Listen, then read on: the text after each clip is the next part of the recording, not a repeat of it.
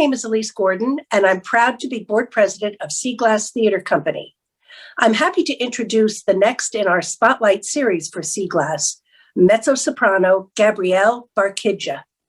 So why don't we just crash right into it? Tell me a little bit about growing up and when you first discovered that you had an interest in music and where that was. Yeah, so I grew up in the suburbs of Chicago, in Oak Park and then in River Forest. So I was always kind of attuned to music. I still remember being 3 years old and my favorite movie in the world was The Wizard of Oz. And I just remember being 3 years old and loving Somewhere Over the Rainbow. And so my first experience with music was singing Somewhere Over the Rainbow for my mother at a very young age, and her like getting emotional. And I was like, oh, was I that bad? And then she's like, no, honey, that was actually really good. And so that was my first experience with music. And then I started taking piano lessons at the age of 5. So, yeah. So what caused you to choose voice over piano? I noticed you even won some awards in your piano performance. Yeah. So I studied piano from age 5 and then through my sophomore year of high school.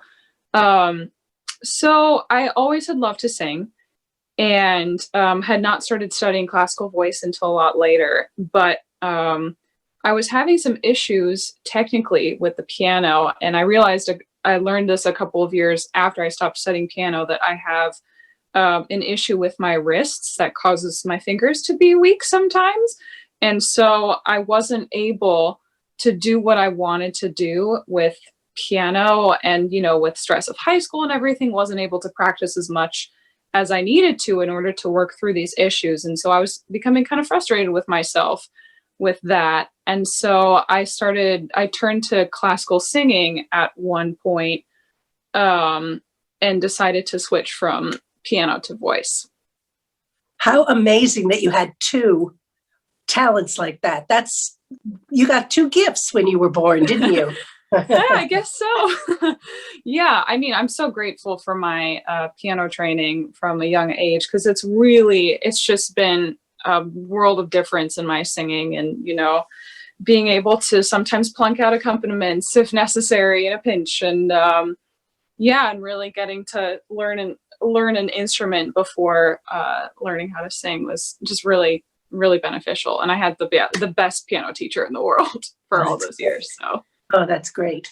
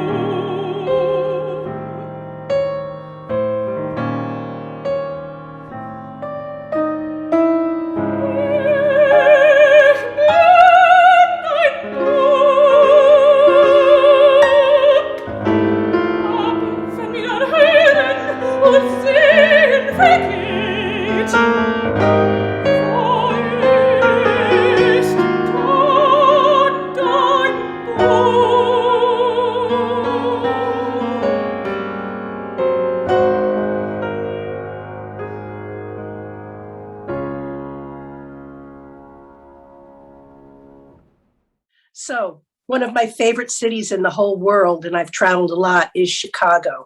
What was it like, not only growing up in the Chicago area, but also experiencing college and performance in that amazing location? So I love Chicago. Chicago girl through and through. So there's just so much art making happening in this city. There's just from early music to contemporary music to the lyric, and there's just so many opportunities to immerse yourself in classical music. I still remember in the 8th grade, my class took a field trip to Chicago to the Lyric, and all of the other 8th graders were like, "Oh, why do we have to go watch an opera? I won't even get to text throughout it." And I was like, "Oh yeah, this is going to be boring."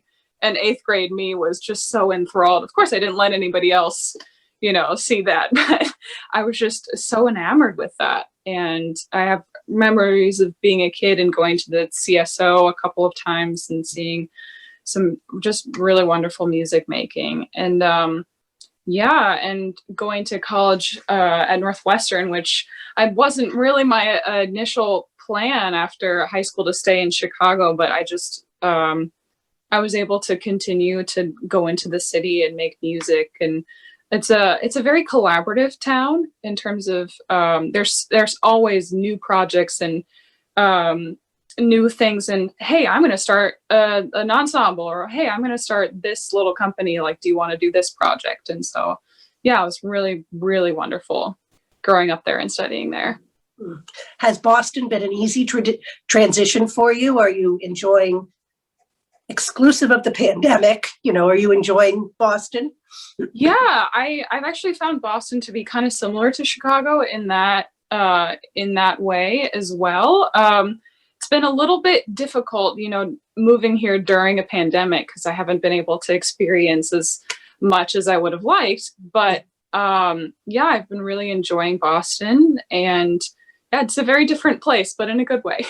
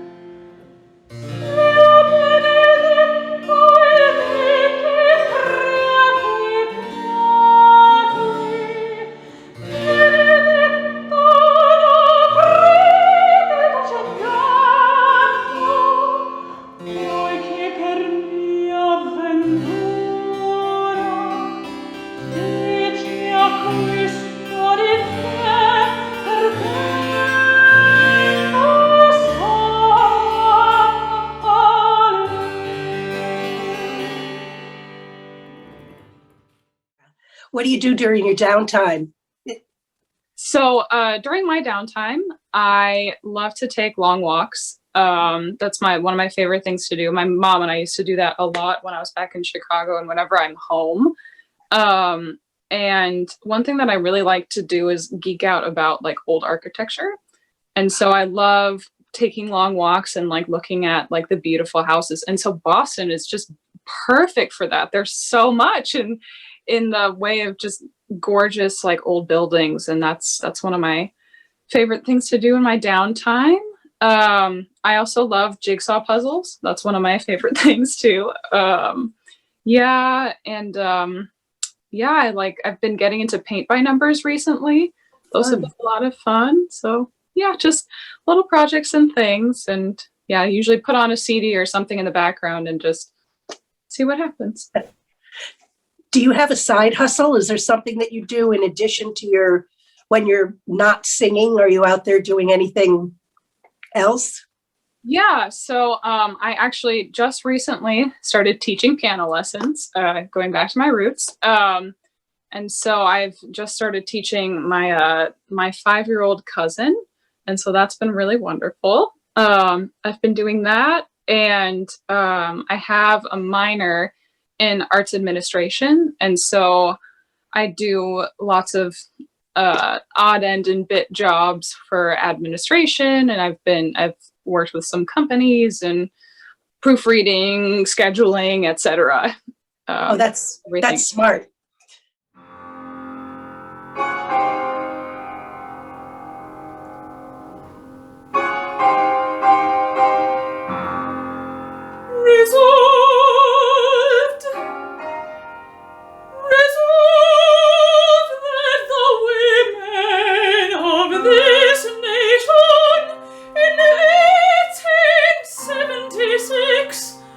Have greater cause for discontent, rebellion and revolution than the men of 1776.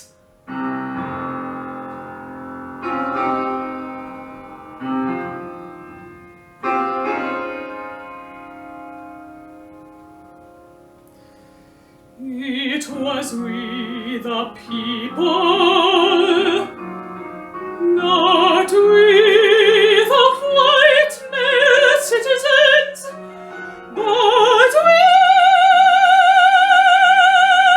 the people who formed the Union, and we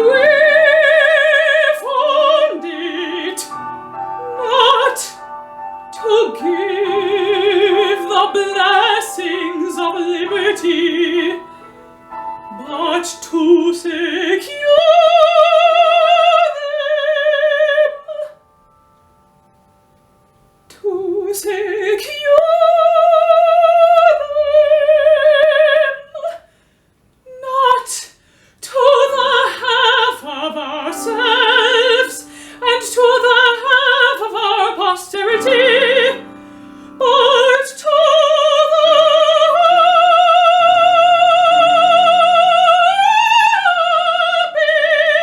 people,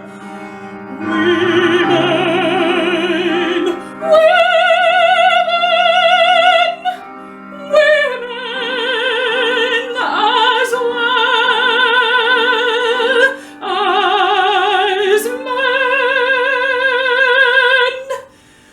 No self-respecting woman should wish or work for the success of a party that ignores her sex.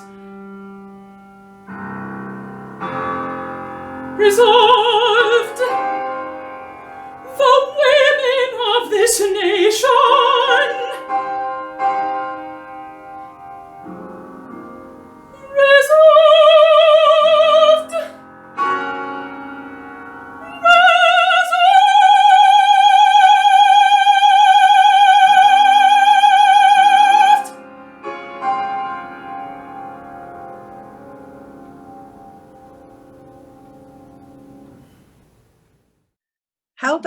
telling us about one of your most memorable performances.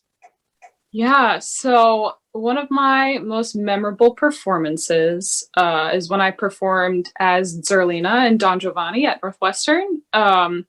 First of all, Zerlina is generally done by a soprano, but I always had loved the role, had loved the arias and the simplicity and the beauty in them, and had always wanted to do it and didn't think it would be an option. And then when it was presented to myself, I was like, wow, okay, like I'm gonna go for this. Like this will be great. And got to do the role, and the director chose to set it in a contemporary setting, which I think is really wonderful and works so well with Don Giovanni, because the opera just tackles so many like prevalent issues, especially with, sexual assaults and manipulation and relationships and such. And so our director created a really safe space for us to have conversations about these things and how to portray this in an opera setting. And so that was definitely one of my most memorable experiences, was the rehearsal process and like getting to know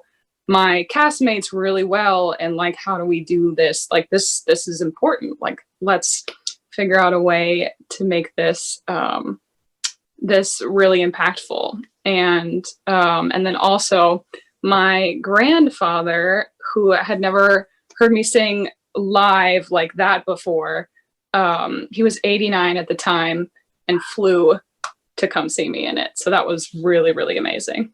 Oh, that's wonderful. That hits my heart. That's great. What is the weirdest gig you've ever had? So the weirdest gig, it was not really a gig, but when I was a senior in high school, they did a cultural festival every other year, and the French club asked me to sing the habanera from Carmen, and I was given an Esmeralda costume from the Hunchback of Notre Dame, and it was in a gym, and I was mic'd, and they said, oh, get together as much of an orchestra as you can. And it was a Catholic high school. There were only so many people who would be interested in using free time to do this. So I was mic'd in this ridiculous costume with a chamber ensemble of, I think, 2 bassoons, an electric keyboard, a violinist, and a trumpet player. So it was really interesting. There is a video somewhere, but yeah, definitely weirdest gig I've done. Well, that's delightful. We'll have to dig for that video when we record you in the next few years, when you're on center stage somewhere amazing. Pull that out and we'll do a fun gig.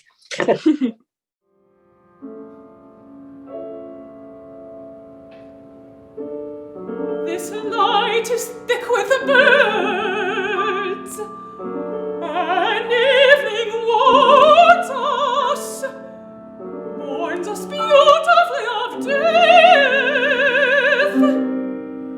Slowly I bend over you, slowly your breath runs rhythms through my blood,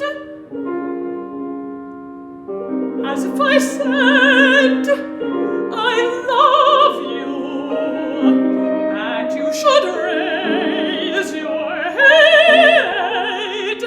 I love you, as if I said, I love you, as if I said, I love you, and you should raise your head.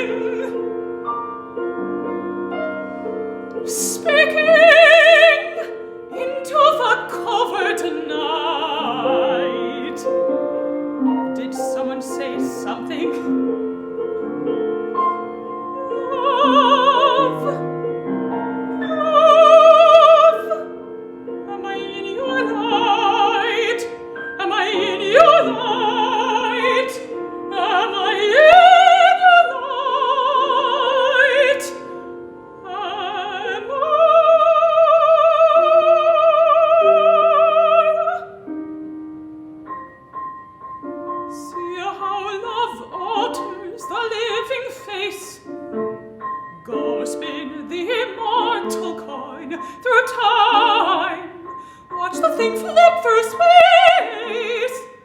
Tick, tick, tick, tick, tick, tick, tick, tick. So when you're not listening to classical, who's your favorite non-classical artist? That's pretty tough. So I say consistently, I'm going to say consistently over the last 10 years or so. Top three would be, it's so strange, One Direction, Green Day, and Emily Sandé have been my top three. Such a broad range. I Yeah. love it. I love it. That's great. And are those the artists you listen to in your downtime, or do you have other music that you listen to when you're just chilling out? Yeah, I do listen to them a lot. But my favorite thing to do is to find a new Spotify playlist that somebody has compiled and just kind of put it on shuffle and listen to artists and people who I haven't heard before. And if there's something that like really sticks out to me, then I'll go, oh, who is that? And then I'll like write it down and go from there. So that's my favorite thing to do. It's great. So we have Divas and Diamonds coming up, and we're so excited that you're going to be in our program there. And I look forward to meeting you live when we do the recording. I'll be there, so that'll be fun. Tell us a little bit about the repertoire you've been talking about for that. Yeah, so I'm really excited for this project. All female singers and spanning both opera and musical theater repertoire. So I'll be doing a bunch of different things. I'll be doing 2 scenes from Die Rosengabelie as Octavian. I'll be singing Una voce poco fa, Rosina's aria from Barber of Seville, and also we'll be singing an aria from Rape of Lucretia, and let's see, what else? And a scene from Clemenza di Tito as Sesto, and a musical theater duet, Marry the Man Today. Yeah. Can't wait to see that whole program. It's going to be I'm fun. so excited. Yeah. You've done a lot of ensemble work too. I noticed in your bio, you've sung with a lot of groups. Do you have a favorite experience that you had in ensemble?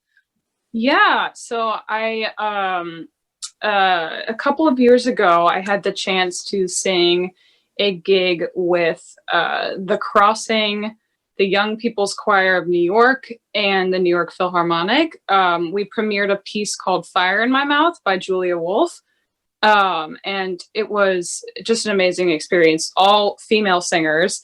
And it was, the work is about the Triangle Shirtwaist Factory fires, and I'm forgetting the year right now, but, and so the work is like specifically about the immigrants and labor laws and stuff like that. And it was amazing. It was semi-staged. There were projections, and we were all mic'd, and it was in the beautiful like David Geffen Hall, and it was just this huge like scale production, and just was so memorable and just such a moving project that I got to do. And yeah, to this day, one of the most amazing performances.